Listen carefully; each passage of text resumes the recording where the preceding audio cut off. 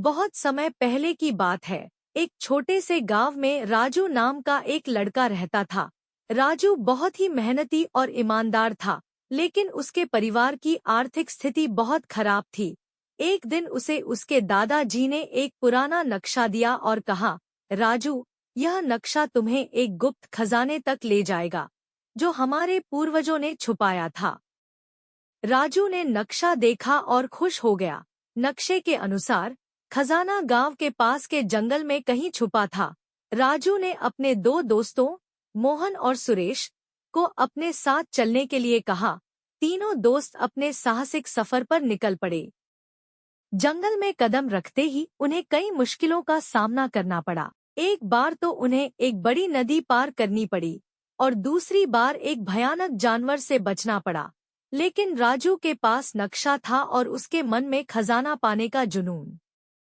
एक रात जब वे थकेहारे जंगल में बैठे थे, तब मोहन ने कहा, राजू, क्या यह खजाना सच में है? हमें तो अब तक कुछ नहीं मिला। सुरेश ने भी हाँ में हाँ मिलाई। हाँ, शायद यह सब बस एक कहानी ही हो। लेकिन राजू ने हार मानने से इनकार कर दिया और अपने दोस्तों को भरोसा दिलाया, हम बहुत करीब हैं, हमें बस थोड़ा और साहस चाहिए।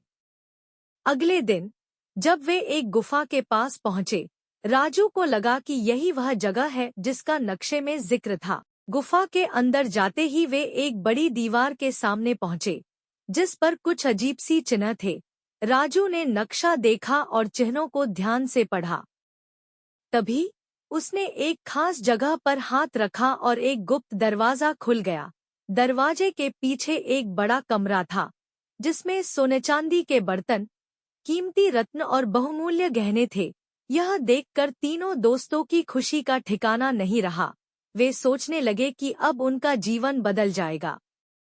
लेकिन तभी राजू को एक पुरानी किताब मिली, जिसमें लिखा था, इस खजाने का असली मूल्य यह नहीं कि यह कितना कीमती है, बल्कि यह है कि इसे पाने के लिए जो साहस, मेहनत और दोस्ती तुमने दिखाई है, वह असली खजाना है। राजू ने अपने दोस्तों के साथ उस खजाने को गांव के लोगों में बांट दिया, जिससे पूरे गांव की स्थिति सुधर गई। अब राजू और उसके दोस्तों को समझ आ गया था कि असली खजाना क्या होता है।